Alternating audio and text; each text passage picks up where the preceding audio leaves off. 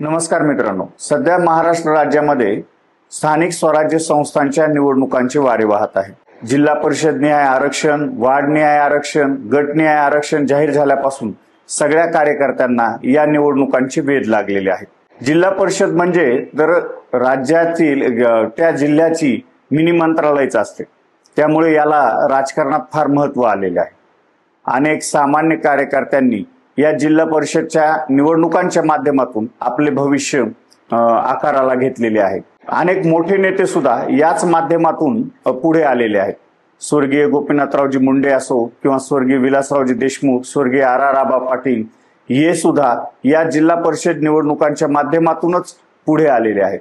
आपल्या जालना जिल्ह्याचा विचार केला तरी सुद्धा त्यामध्ये माजी केंद्रीय मंत्री श्री रावसाहेब पाटील दानवे किंवा आपल्या राज्याचे माजी आरोग्य मंत्री राजेश भैया टोपे हे सुद्धा जिल्हा परिषदच्या राजकारणाच्या माध्यमातूनच पुढे आलेले आहेत। जिल्हा परिषद स्थापन करण्यामागचा उद्देश हा स्थानिक पातळीवरील कार्यकर्त्यांना, नेत्यांना विकासाच्या कामात सहभागी करून घेणे हाच होता आणि त्यासोबतच राजकीय सत्तेचं विकेंद्रीकरण करणे हा सुद्धा होता।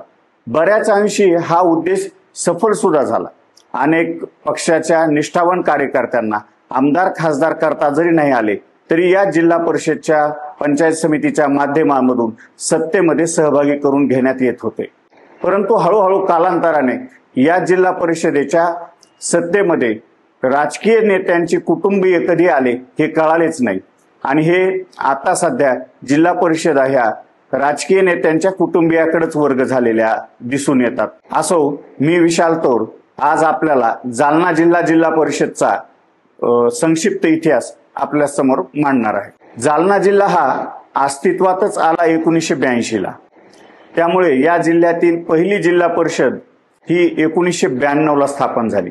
1992 पासून तर आज तागायत जिल्हा परिषदचा एकूण कार्यकाळ हा 30 वर्षाचा राहिला। 1922 ला शेवट 6वी जिल्हा परिषद संपुष्टात आली, तेव्हापासून निवडणुका झालेल्या नाहीत। या एकूण 30 वर्षाच्या कार्यकाळामध्ये 6 निवडणुका झाल्या। 6 निवडणुकांपैकी फक्त एकदाच या जिल्हा परिषदेवर एका पक्षाची सत्ता आली, ती म्हणजे 1992 ला काँग्रेसची। तदनंतर मात्र आघाड्या, युत्या यांचीच सत्ता येत गेली। जास्तीत जास्त सत्तेवर शिवसेना भाजपाची युती राहिलेली आढळून येते। एकूण 30 वर्षापैकी तब्बल 15 पेक्षा अधिक कार्यकाळ हा शिवसेनेच्या जिल्हा परिषद अध्यक्षाचा राहिलेला आहे। यासोबतच सर्वाधिक काळ सलग जिल्हा परिषद अध्यक्ष राहण्याचा मान या जिल्हा परिषदचे पहिले अध्यक्ष ज्ञानदेवजी बांगर यांना मिळालेला आहे। ते सलग 5 वर्ष जिल्हा परिषदचे अध्यक्ष राहिले। तसेच जिल्हा परिषदेवर अनेक वेळा अध्यक्ष होण्याचा बहुमान हा अनिरुद्ध भाऊ खोतकर यांना मिळाला। ते या जिल्हा परिषदचे 3दा अध्यक्ष राहिले। त्यांचा एकूण कार्यकाळ हा 6 वर्षाचा होता। त्याचसोबत ते जिल्हा परिषदचे उपाध्यक्ष पण राहिलेले आहेत। जिल्हा परिषदेच्या एकूण या 30 वर्षाच्या कार्यकाळामध्ये एकूण 13 अध्यक्ष झाले। या 13 अध्यक्षापैकी 6 वेळा शिवसेनेचा अध्यक्ष झाला, 5 वेळा भाजपा तर राष्ट्रवादी व काँग्रेस यांचा प्रत्येकी 1 वेळेस झाला।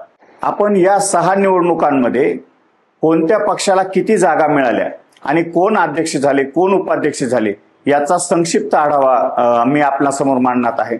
त्याचसोबत मी हे पण सांगणार आहे की या जिल्हा परिषदच्या निवडणुकीदरम्यान जिल्ह्यात कोण कोण आमदार होते आणि त्याचा परिणाम या निवडणुकांवर कसा झाला हे आपण बघू। आपण ह्या मागील 6 निवडणुकांचा विचार केला तर एका पक्षाला सर्वाधिक जागा मिळण्याचा बहुमान हा काँग्रेसच्याच नावे असेल, तो 1992 ला असेल। त्याच्यानंतर भाजपाला 1917 ला मिळाला। सलग 4 वर्ष सर्वात मोठा पक्ष म्हणून निवडून येण्याचा बहुमान हा राष्ट्रवादी काँग्रेसला मिळाला। परंतु 2002 नंतर आजतागायत काँग्रेस पक्षाला 2 अंकी आकडा गाठता आलेला नाही। ही या मागील निवडणुकींचा बद्दलची ही पार्श्वभूमी आहे। आता याच पार्श्वभूमीवर 2025 ला ज्या निवडणुका येऊ घातलेल्या आहेत त्यावेळी काँग्रेस आणि राष्ट्रवादीला 0 जागा आमदारकीच्या आहेत, त्यांचा एकही आमदार नाहीये। भाजपाचे 3 आमदार आहेत आणि शिवसेना एकनाथ शिंदे गट यांचे 2 आमदार आहेत आणि जिल्ह्यामध्ये सत्ता सुद्धा या महायुतीची आहे। अशा स्थितीमध्ये या जिल्हा परिषदच्या निवडणुका येऊ घातलेल्या आहेत। या निवडणुकांमध्ये काँग्रेस व राष्ट्रवादीचं काय होईल, भाजपा मोठा पक्ष म्हणून पुढे येईल की शिवसेना पुढे येईल, या सगळ्या प्रश्नांची उत्तरे बघायला आपल्याला पुढील 2026 ची वाट पाहावी लागेल. धन्यवाद.